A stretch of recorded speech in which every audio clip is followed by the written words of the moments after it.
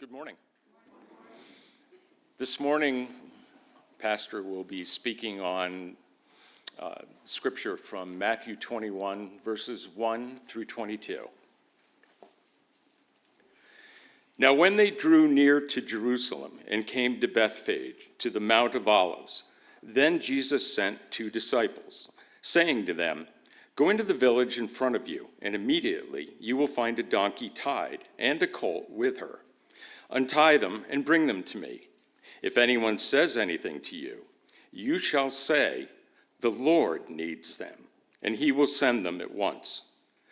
This took place to fulfill what was spoken by the prophet, saying, "Say to the daughter of Zion, 'Behold, your king is coming to you humble and mounted on a donkey, on a colt, the foal of a beast of burden.'" The disciples went and did as Jesus had directed them. They brought the donkey and the colt and put on them their cloaks, and he sat on them. Most of the crowd spread their cloaks on the road, and others cut branches from the trees and spread them on the road. And the crowds that went before him and that followed him were shouting, "Hosanna to the Son of David! Blessed is he who comes in the name of the Lord! Hosanna in the highest!" And when he entered Jerusalem, the whole city was stirred up, saying, "Who is this?" And the crowd said, "This is the prophet Jesus from Nazareth of Galilee." And Jesus entered the temple and drove out all who sold and bought in the temple. And he overturned the tables of the money changers and the seats of those who sold pigeons. He said to them, "It is written, 'My house shall be called a house of prayer,' but you make it a den of robbers." And the blind and the lame came to him in the temple, and he healed them. But when the chief priests and the scribes saw the wonderful things that he did, and the children crying out in the temple, "Hosanna to the Son of David," they were indignant. And they said to him, "Do you hear what these are saying?" And Jesus said to them, "Yes. Have you never read, 'Out of the mouth of infants and nursing babies, you have prepared praise'?" And leaving them, he went out of the city to Bethany and lodged there. In the morning, as he was returning to the city, he became hungry. And seeing a fig tree by the wayside, he went to it and found nothing on it but only leaves. And he said to it, "May no fruit ever come from you again." And the fig tree withered at once. And when the disciples saw it, they marveled, saying, "How did the fig tree wither at once?" And Jesus answered them, "Truly, I say to you, if you have faith and do not doubt, you will not only do what has been done to the fig tree, but even if you say to this mountain, 'Be taken up and thrown into the sea,' it will happen. And whatever you ask in prayer, you will receive if you have faith."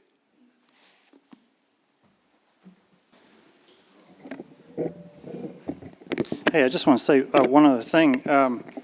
Marie actually was, probably apart from Pastor Taylor, was one of the first person I knew from Grace Church long before coming here. We were doing church planting out in the Gettysburg in Adams County, and as I mentioned to you, I think last week, so much of church planting, you're out there raising support from other churches because you don't have a church on the ground yet to fund the ministry, right? And so I would get, I knew the churches that were supporting me, and then I would get lists of names of individuals that were supporting me, and most of them I knew, family, friends, people from other churches. And then there's this name, Marie Paolucci, right? And I'm like, well, I don't know who this lady is, but I guess I'm going to pray for her and whatever. And then I think I met you once before that. Well, actually, we had met at Pine Brook years ago, actually, which I didn't make that connection when I saw that. But so Marie's impact in my life goes even back beyond Grace Church. She was a supporter of helping get a church, Bible Fellowship Church, established out in Gettysburg. So I was very thankful for that. And I'm sure we all could have stories of ways Marie and Joe have impacted our lives. So, all right. So we are coming into Holy Week here, right? With Christians for millennia have referred to as sort of like our Holy Week. And, I just want to encourage you, what we often say here, don't ever reduce Christianity down to, right, a set of moral principles or a moral checklist, or don't reduce Christianity just to another religious, philosophical set of ideas and values, right, that we just store up here in our head, right?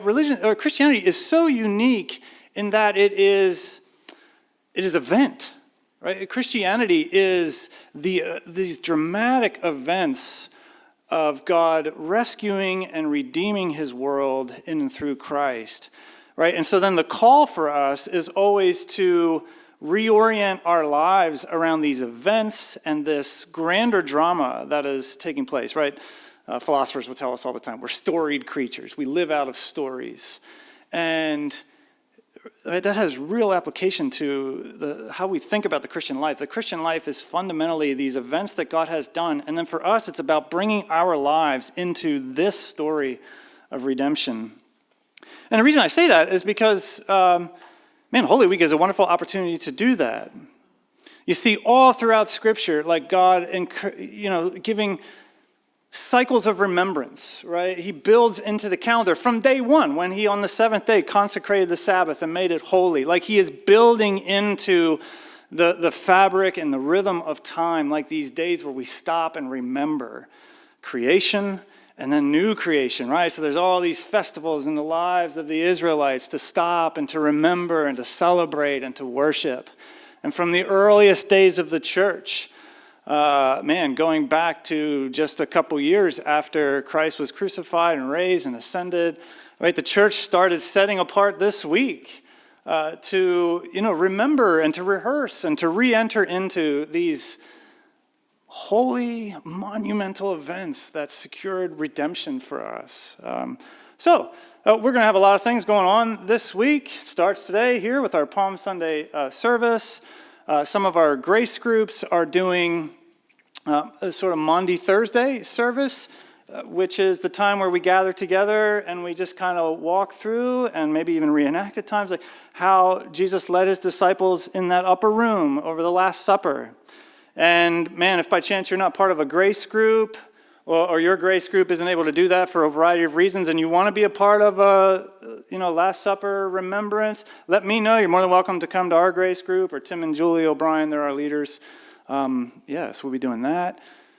Friday night, Good Friday, we'll be in here, 7 o'clock, with the folks from Faith Reformed over in media that we've been joining up with for, 5-6 years, coming in here and worshiping together in a Tenebrae service. And then, of course, Sunday morning, bright and early, we'll be over at Chester Park to watch the sunrise. Oh, I hate to be the bearer of bad news, but because Easter is so late this year, we have to bump it up a little early. You got to be there from the transition to darkness to light. And so my family will be there at 5:30. We won't start singing till 5:45. So if you blame the lunar calendar, I don't know. That's not. But so if you want to join us for that, that's a great time. And then, of course, we'll be here 10 o'clock for our full resurrection celebration, followed by lunch afterwards. So stick around. It's going to be a great week. The point of saying it is this, don't miss the opportunity to, re-immerse yourself in these things, re-situate yourself in these stories and these events. Come out. And if you're traveling, find a good church that's doing some of these things and go be a part of that and give our love to the brothers and sisters wherever you are. So, all right, so all that to say, there's your plug. If you have any other questions on dates and times of all that, just see your e-news or come see me, or better yet, come see Mark, and he'll give you even more better information. So today we're starting in this Palm Sunday. And again, like my goal in all of these services this week is just kind of like to re-immerse you into what happened.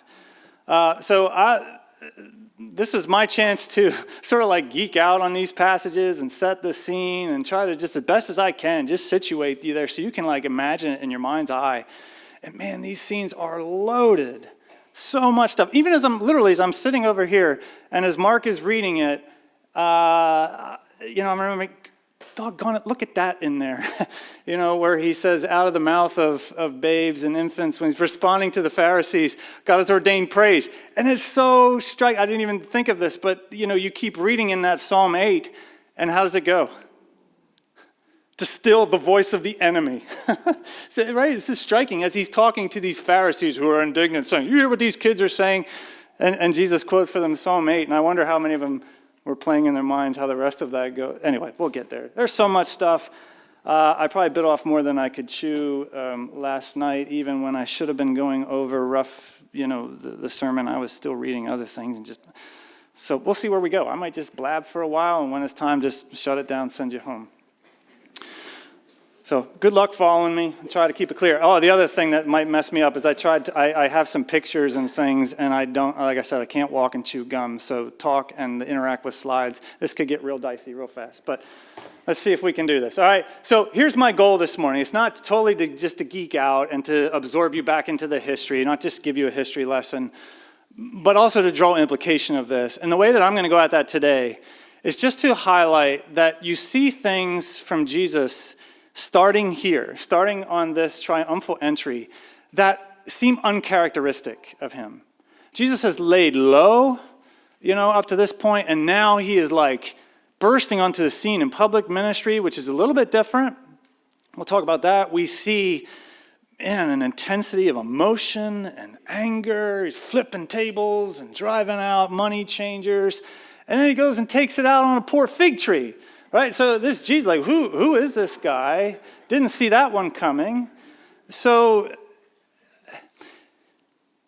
and again, I was reminded as Mark was reading, there's this line in here. As he's entering the city, the whole city was stirred up. And that stirred up there is not just, what's going on here? Like the actual Greek word there is, like in some of the other Gospels record it as deeply troubled. So they are stirred in a way of, I don't know if I like this. And I think that's the challenge for us. You're going to see Jesus acting in uncharacteristic ways, and it's giving us like that challenge.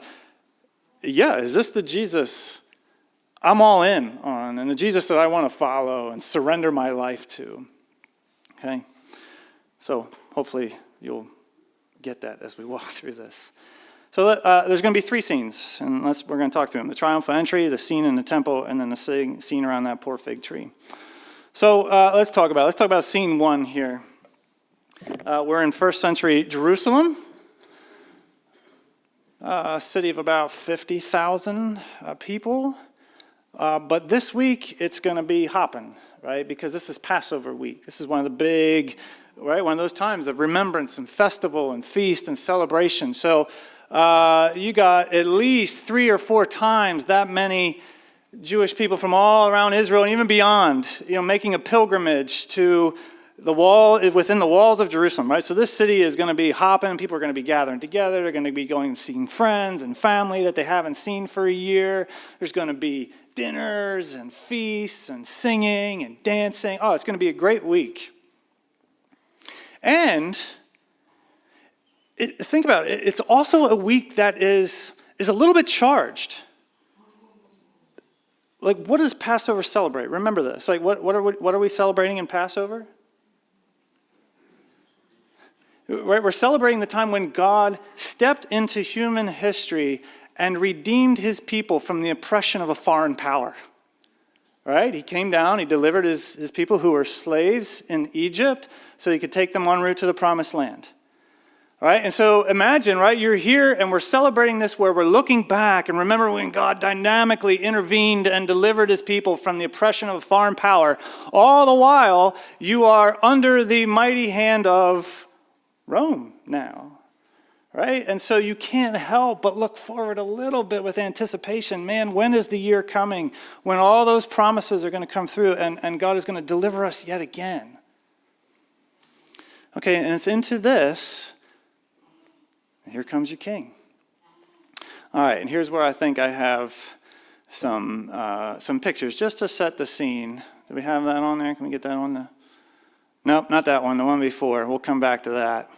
the little video. There we go. Oh, okay. This is me trying to play around with Google Earth. Sorry. So that's Capernaum. That's the Sea of Galilee. That's where we've been in this whole Sermon on the Mount. And we're going to go on a real quick road trip as you get in later in Matthew. He's heading down south, Jordan River going south to the Dead Sea there coming up. And now we're going to turn to the west, and we're going to head through the Judean wilderness, coming up over Jericho maybe, and then there's Bethphage. Okay, and now we're coming up over the Mount of Olives. And that next little hill back there, that's Jerusalem, and there's your Temple Mount there. Would have been nice if that would have been better 3D, but there it is. So we're circling around the Temple Mount. This is present-day Israel. And now we're looking back over at the Mount of Olives, and that's the Kidron Valley in between. Okay, so you can kind of situate yourself there a little bit. I think the next picture, so there we are on the Mount of Olives, and we're looking over. Can you pause that for just 1 second? Or pause that one, that's fine. The Mount of Olives has a big cemetery on it as well, too. So that's what you're looking at there. You're from the vantage point of the Mount of Olives, and you're looking over now to the hill of Jerusalem, and you can see, there's a wall going up the mountain, but then there's like a stone wall, and behind that you see that gold dome. That's the Dome of the Rock. That site there is holy for all the Abrahamic religions, right? So that's now a Muslim site.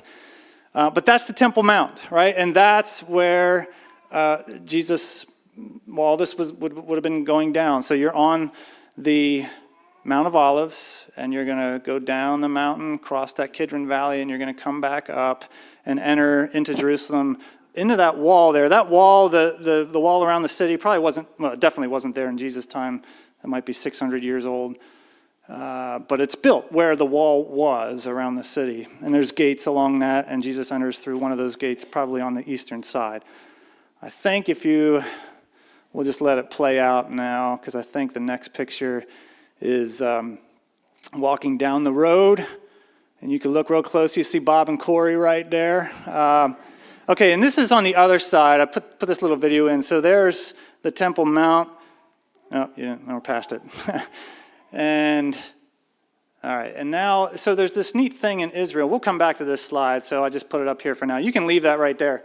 If you go to Israel, there is this, I don't even know what you call it, like like these are small, what's it called, Bob? Yeah, model city, thank you. They laid out what the city of Jerusalem would have looked like in Jesus' day, and you can go and walk around it. It's very small, but this would have been a rendering of what the temple complex would have looked like. Whew, all right, made it through that. Didn't know if I could talk over slides. But so hopefully you can envision that now. So let's back it up and let's see so as they're coming over, as they come up from Jericho, which by the way, this is an arduous journey because I think the Dead Sea is the lowest place on earth, below sea level, and you're coming up, what's the elevation at Jerusalem? 2,000 feet. All right, so 2,000 feet. So you're probably climbing 3,000 feet, I don't know what, but from Dead Sea up to, into Jericho, and then you come into Bethphage. And it's interesting, as you're coming into Bethphage, into this little village, Jesus says, okay, go ahead of me now, and you're going to find a donkey and its colt. Untie it, bring it to me. And if anybody asks you, you say, this is for the Lord, and they'll say, oh, okay, I got it. And off you go.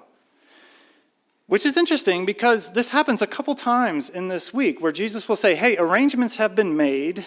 Like we'll see this on Thursday night. I've set up this room where we can go and celebrate the Passover together. So go ahead of me. All these things have been set up. In other words, just take note, what's happening here, this is all planned out.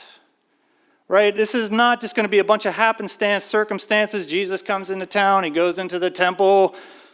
Oh, I can't believe this. There's money changers in here. And so he goes flipping them out. And now all of a sudden, now everybody's ticked. And so they're going to crucify. Now, everything is planned here. It's very intentional, very deliberate. And let's talk about that donkey and its colt. Who else rode into Jerusalem on a donkey? Joseph. Yeah, Joseph. Okay. Yeah. Maybe they were going out to Nazareth, but they might have. But I'm going back even further than that. Way back in Israel's history, who came into Jerusalem on a donkey? David, right? There it is. David was one who came in after Absalom tried to abduct the throne. David was cast out, but when Absalom dies and David is restored and he comes back to the city, he comes back in riding a donkey. And then not only David, but his son Solomon. When Solomon is going to be enthroned and he has his coronation, he comes back into the city on a donkey, right? So there's significance. Like everybody would have known that. Your King David, the greatest king, Solomon, all came in on donkeys. They would have known their prophets like Zechariah that we read earlier. This would be said, behold, your king is coming to you on a donkey, on a foal of a colt, right? So everybody knows the symbolism here, and this is the significant part. Like again, like if you read through the Gospels, how often do you notice like Jesus just sort of laying low? Right? He'll heal somebody, and then you'll hear him say, hey, let's just kind of just keep this between us. We don't need to go blabbing over, to everybody. Or, I don't know, Jesus will be doing something or preaching in a powerful way, and you'll read in the text that the crowds gathered around him because they wanted to make him king. And then you get this editorial comment. Somehow, mysteriously, he slips away from the crowd because his time was not yet come. Or you're reading through John, and oh man, Jesus' brothers and his family are, they're seeing what Jesus is doing. Like, Jesus, we got to go down to Jerusalem. This is where it all is happening. You're hanging out up here in the northern part in the Galilee, but there's nothing going on here. You got to go down to Jerusalem, the capital, and show yourself. And Jesus says, no, I'm not into any of that right now. But now, the time has come. Now we're coming to Jerusalem. We've planned this thing out, and we're going to be very intentional. Jesus is very intentional about coming into Jerusalem as their king. He is coming into the Jerusalem as their long-awaited Messiah. It's like the time now has come. The time is at hand. Or maybe another way to put it, that this whole kingdom that we've been sitting and listening to on the banks of the Galilee, up in, around Capernaum, as Jesus is explaining the good news of the kingdom, like now, man, we're taking it up a notch. Now this kingdom is coming in sort of a fuller way as he's entering into Jerusalem. And initially, or in some sense, the people see that, right? We're told that as Jesus is coming, word has gotten out about this Jesus. Maybe they've heard stories of him healing people. Maybe they heard about Lazarus over in Bethany, just a chapter or two before, if you're reading through John's narrative, who's come back to life. So who is this king, right? So they're coming out, and here he is coming in on the coronation animal, and they're taking off their garments, and they're putting them down on the ground for the donkeys to ride over, right? And these aren't nicely neat, paved, cleaned up roads, right? This is old dirt roads with animal excrement all over it, and you're going to put your cloak down, and the donkey's going to come and stomp it in the ground. I don't know if that cloak is going to be wearable again. And they're not like us, right, who have closets and drawers. No problem, I got 3 other coats. It'll be fine. This is significant, right? It's an act of real honoring to the king. Let me take my coat off and put it down here so the king can walk across this. And they're getting their palm branches out, and they're waving these things, which were these, symbols of victory. And we'll talk about that in a second. And they're shouting, Hosanna to the Son of David. Blessed is he who comes in the name of the Lord.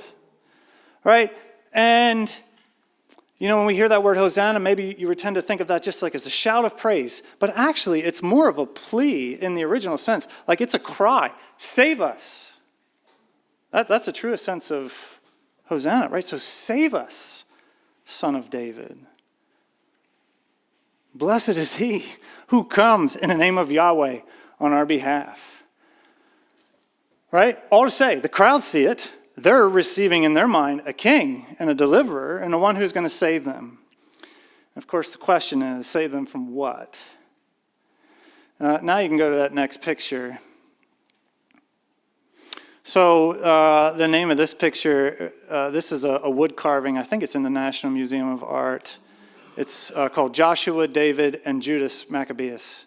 All right, so those are the 3 guys there from left to right, Joshua, David, and Judas. What do these 3 guys have in common?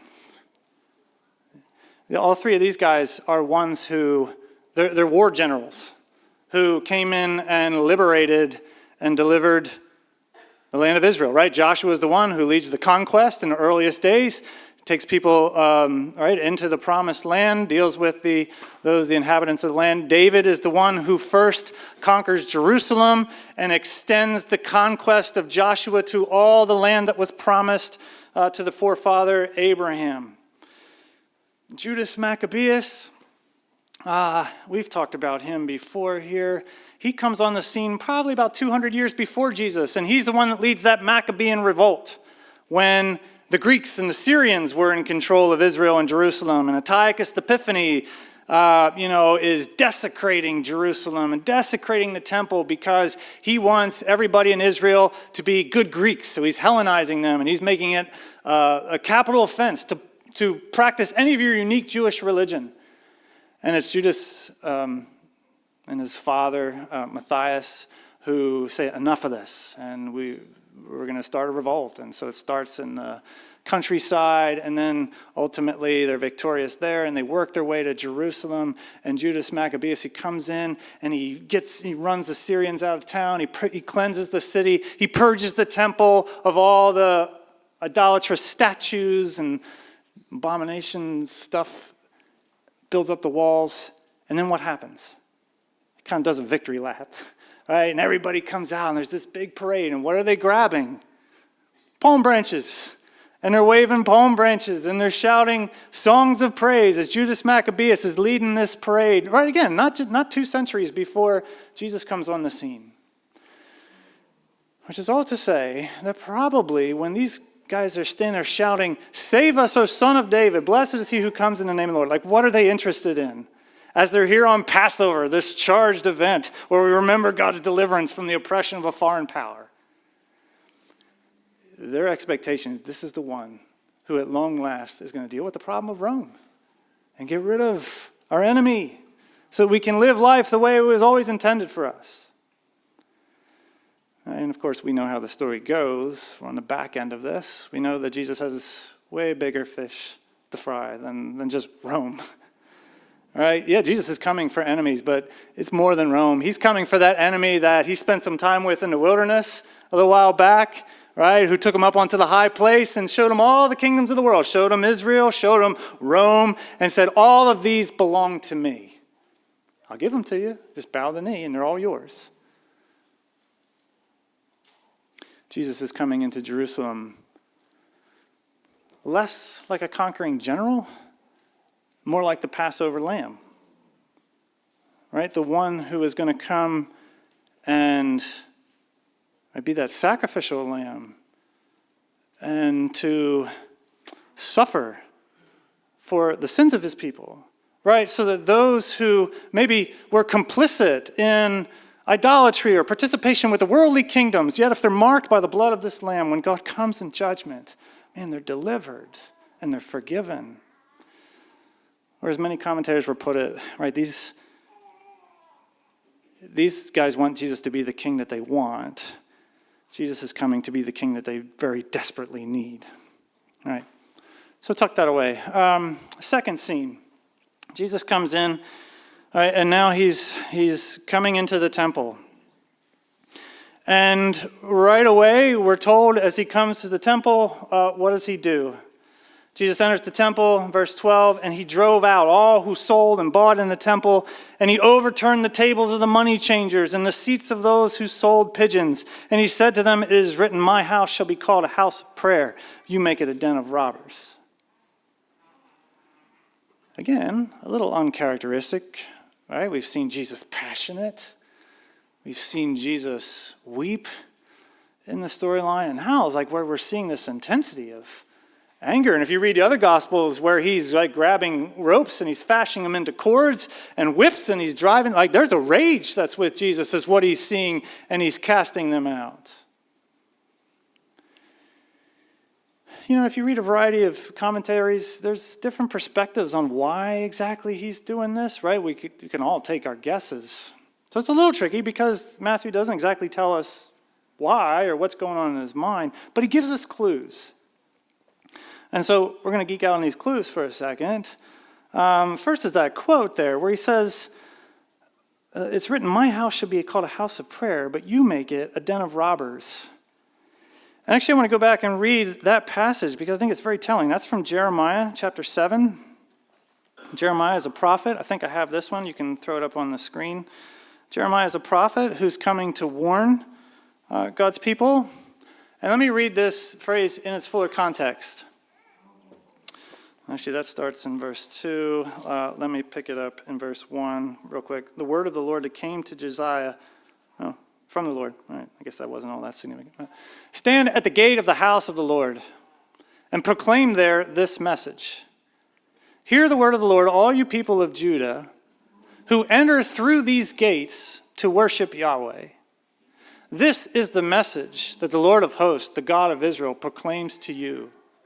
Amend your ways and your deeds so that I may remain with you in this place.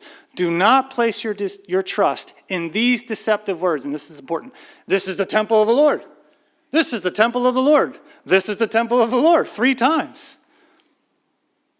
However, if you truly amend your ways and your deeds, if you are upright in your dealings with your neighbor, if you do not oppress the alien, right, or the foreigner, or the sojourner, the migrant, or the orphan and the widow, if you do not shed innocent blood in this place, if you don't follow other gods and thereby cause your own destruction, then I will allow you to live in this place, in the land that I gave as a permanent gift to your fathers long ago. You've been placing your trust in deceitful words that are completely worthless. Will you steal, murder, commit adultery, engage in perjury, burn incense to Baal, and follow other gods about whom you know nothing, and then come and stand before me in this house which bears my name and say, oh, we're safe, all the while intending to continue doing these abominable deeds? Has this house, here it is, which bears my name, become in your eyes a den of thieves? Be assured that I am fully, that is an ominous line, be assured that I am fully aware of what you are doing, says the Lord. Whew. Okay, what's going on? Right? Where do the prophets come? The prophets are the covenant prosecutors coming to give warning to God's people. Man, you have gone way off track. You're bowing the knee to Baal and to these foreign gods because they think you're going to provide for you something that you're longing for, and you're knee-deep in injustice. Man, you care nothing about the widow and the orphan or the migrants coming through, right? And you have the audacity to turn around, look on that hill in Jerusalem, see the temple standing, which houses the presence of Almighty God, the Lord of hosts. Whew, we're safe. And then you go back and you do whatever you're going to do, and you come into this place and you offer your sacrifices and you sing your songs all the while going back out, right? Because we're safe. It's all good. And you've turned this into a den of robbers. You go out there, you lie, steal, you commit adultery, you do whatever you're going to do, and you come back in here, and what have you done? You've turned this into a den where thieves and robbers, they go out and they conduct their business, and then they come. What do you do in a den? And you just hide, and you lay out, and you think, it's safe. The house of the Lord of hosts who will fight for us. Right, so what's Jesus doing when he's coming in and he quotes this? He sees the money changers, sees those selling. All right, why is this going on? Well, this is what you do in Passover. You bring animals to sacrifice, but it's hard to travel with animals. So more often what you do is you come and you buy the animals when you get in there. And it used to be that you would do this business outside the temple, but Caiaphas, the great high priest, he moves it into the temple because he'll profit greatly from moving it in there and be able to charge rent or whatever he's going to do, a temple tax, all that sort of stuff.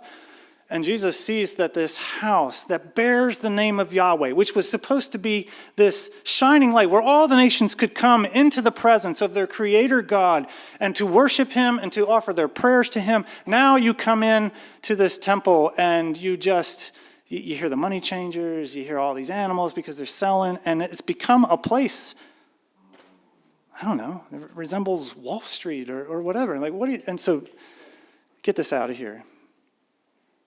The other significant thing it does, right? Well, there's all sorts of clues in here. One other thing, he overturns the money changers, right? So wherever you're coming from, if you want to buy something, you have to exchange your money. and they could charge high exchange rates. And then he tells us he flips over those who are selling the doves or the pigeons. Why are there pigeons in the temple? Why are people buying pigeons? Yeah, this is what the poor people do, right? If you're a Jewish peasant, you got no money for sheep, goats, let alone a bull or whatever. Leviticus made a provision for that. You can buy dove, pigeon, and sacrifice that. Jesus' own parents had next to nothing. And so when they're dedicating him in the temple, this is what the sacrifice that they have to make. They got to buy some doves, some pigeons. And so it's striking, it's curious that in particular, he's going after those who are extorting the poor. Right, you're changing money and probably at these high rates, and you're selling these pigeons, and you know you can charge more for these little pigeons because, hey, what else are they going to do? Flips them out. And you could say, well, maybe reading a little bit too much into that. But notice then what happens. What happens in the very next verse? As these guys are going out, who's coming in to be cared for? The blind, the lame, and the insignificant children, right? And again, not the children in the modern age that we tend to put on a pedestal and idolize, but the children in the ancient world, the bottom of the pedestal. They're coming to Jesus. They're being healed. They're being cared for. And the children are shouting, Hosanna to the Son of David. You can see it, right? And this we shouldn't expect any less, right? We've seen Jesus doing this all over the place, up in the hills in Galilee, right? When he's saying, before he starts the Sermon on the Mount, what is he doing? He's healing the poor. He's going after the blind, the lame, those who can't walk. And he's caring for them and ministering to them. And he's saying to them, to you, I'm giving the kingdom. And in this sort of like action in the temple, like you see that coming to a head. What's going out? Yeah, this kingdom of wealth and power and exploitation, right? These thieves and robbers who exploit, who care nothing for the poor and the brokenhearted and the orphans and the fatherless. They're going out. And boom, and right away, it's like Jesus can't help himself. Find me the blind, find me the lame, find me the insignificant children. And then there's the leaders of the whole rack of the operation. Oh, can you believe this? And then Psalm 8, in its context, he's ordained praise from the mouths of babes to silence his enemies, to silence his foes and his avengers. You all that stand here with your indignance. Good gracious, how did the time go? We still got one more scene. All right, last scene. The poor fig tree goes to Bethany for the night. Comes back as he's walking, passes a fig tree. Springtime, there should be some early figs on there to eat. There's no figs. Curse you, tree. And the tree withers. May you never bear fruit again. And this is just disciples, they crack me up. The tree withered. They probably just came from Bethany a couple days ago where Jesus called Lazarus out of a tomb. And we're told in chapter 20 of Matthew that just before they come into Jerusalem, sure enough, Jesus stops and heals some blind people. And yet, the very next morning, we're going to curse a fig tree. It's going to wither. Look at that. How did the fig tree, right? And then, so Jesus says this. When the disciples saw it, they marveled, saying, how did the fig tree wither at once? And Jesus answered them, truly I say to you, if you have faith and do not doubt, you'll not only do what has been done to the fig tree, but even if you say to this mountain, probably he's pointing over to the Temple Mount in Jerusalem, be taken up and thrown into the sea, it'll happen. And whatever you ask in prayer, you'll receive if you have faith. And man, we talked about that whole asking in faith and you'll receive. That was part of last week's sermon. And I don't want to shortchange that or reduce it or anything, but there's a context here. And I want to show you one other passage. This is going back to another prophet. Similar language. Go ahead. I think we have it on the screen. This is Micah 3.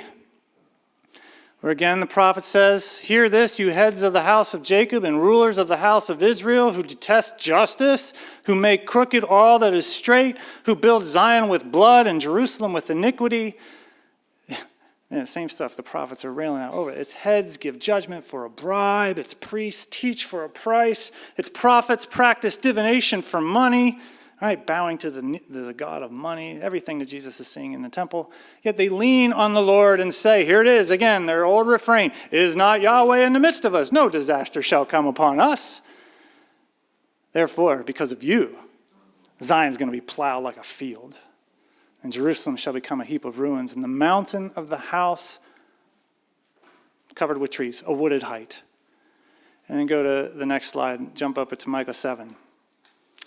And now Micah is lamenting, and he says, woe is me, for I have become as when the summer fruit has been gathered, and when the grapes have been gleaned, and there's no cluster to eat. And then here it is, no first ripe fig that my soul so deeply desires.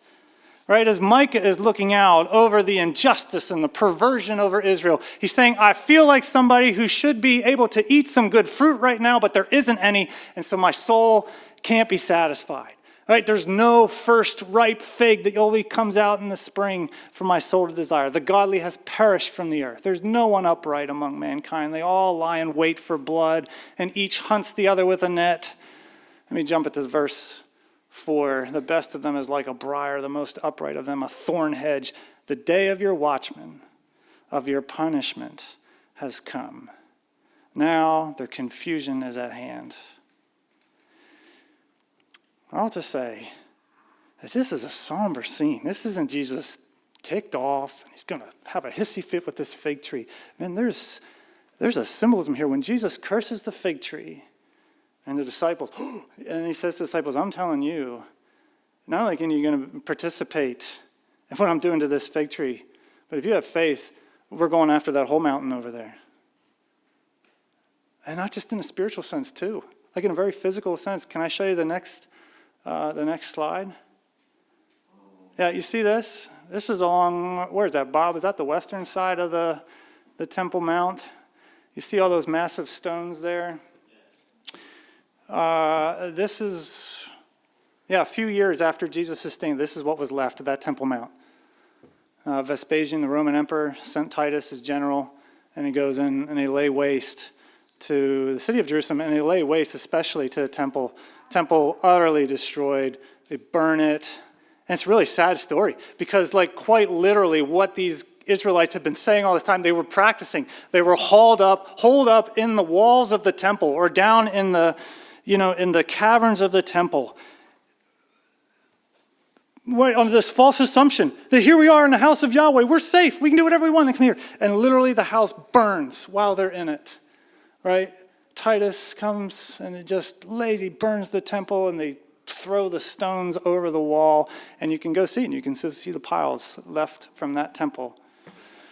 And that's what it would have looked like by the time Matthew writes his gospel, right? He writes it shortly after 80, 70, long after that temple is destroyed, it's laid waste, and it's soon going to become this height of wooded trees. All right, bring it all together.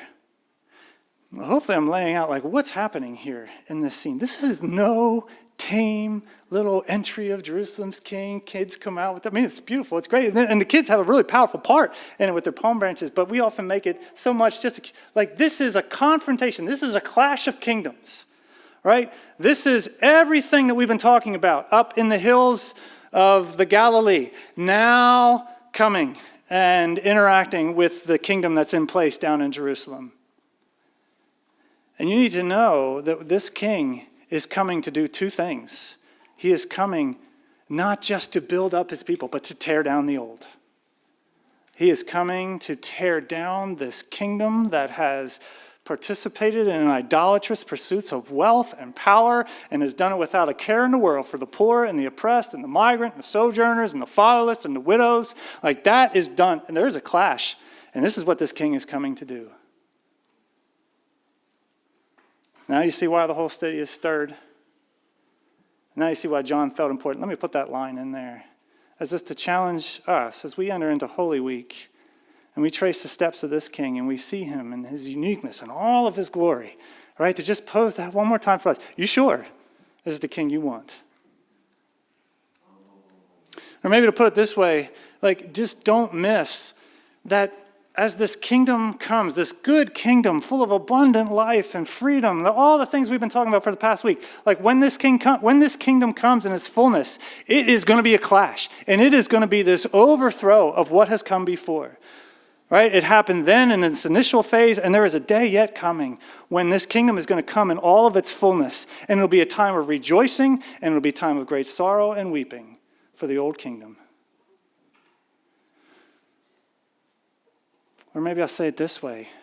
Don't make the mistake of listening to the Sermon on the Mount, what we've been looking at, and everything that Jesus is saying, and come away thinking, okay, yeah, that's great, beautiful and all, but Jesus clearly doesn't mean that. Nobody can do that.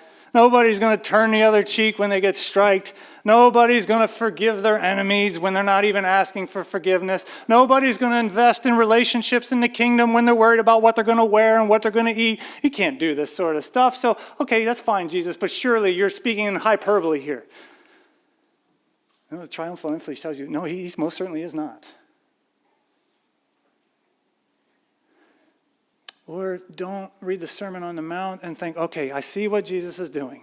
He's clearly laying out before us an ethic that nobody can keep so that we can all be convinced of our sinfulness and our need for a Redeemer. And, okay, yeah, he is doing that. But don't make the mistake of thinking that redemption isn't a redemption into this kingdom that Jesus is laying out and calling you to. I guess what I'm doing is I'm trying to lay the intensity of Palm Sunday before you so that you see the challenge and you understand what it means to receive this king, to yield your life to him, and to claim this kingdom and its abundant goodness for your own life, right? That's not just a merging of Jesus' kingdom with the way I want to do life. That's exactly what's going on in the temple, right? It is this blend of Yahweh worship with worship of money and worship of wealth and power and Rome and all that stuff. And no, that doesn't work. When the kingdom comes, the old is going to be driven out so the new can flourish.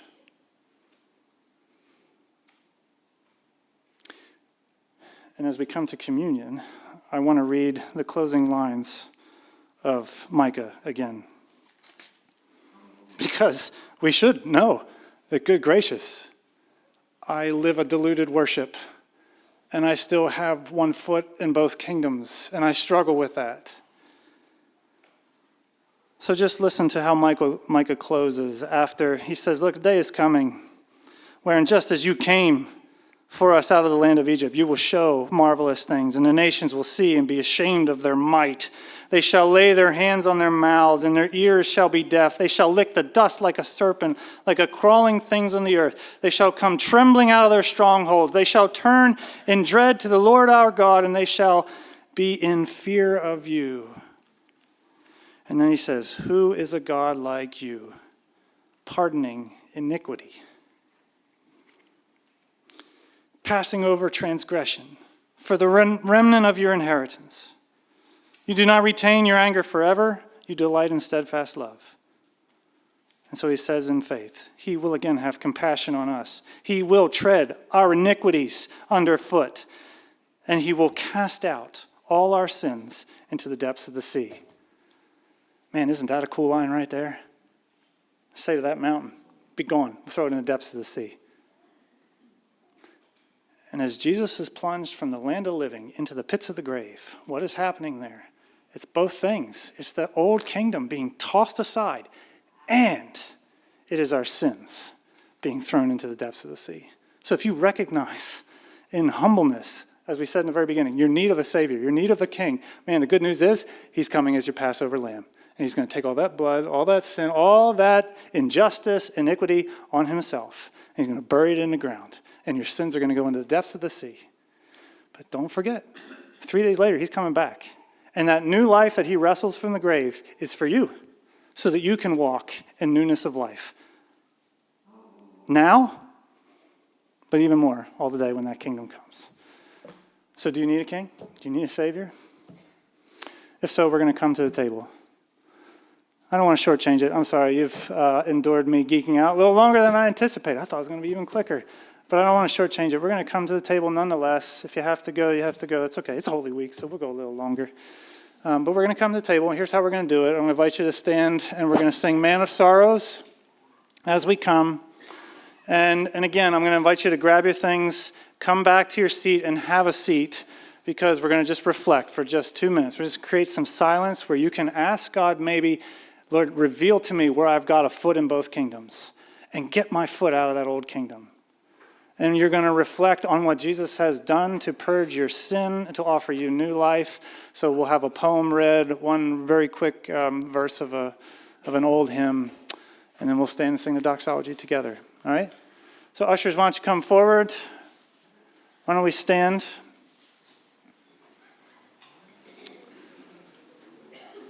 Invite the worship team to come, and let's sing Man of Sorrows together.